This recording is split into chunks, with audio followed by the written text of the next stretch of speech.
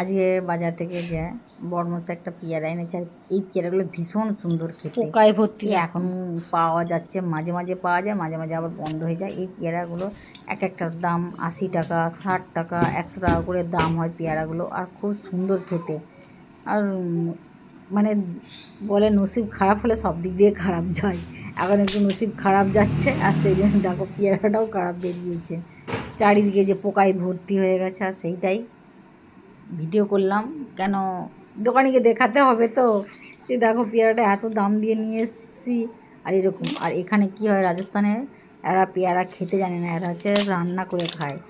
বলবে এগুলো সব তো কাঁচা পেয়ারা, আবার কাঁচা একবারে যখন খুব পেকে যায় ওরা হয়তো একটু ওই বিন নুন আর একটু লঙ্কা গুঁড়ো দিয়ে খায়, নাহলে খায়ই না। এরা এগুলোকে সবজি বানিয়ে খায়। আমরা কখনো শুনিই নি যে পেয়ারাকে রান্না করে খায়, কিন্তু এখানের লোকেরা জিজ্ঞাসা করে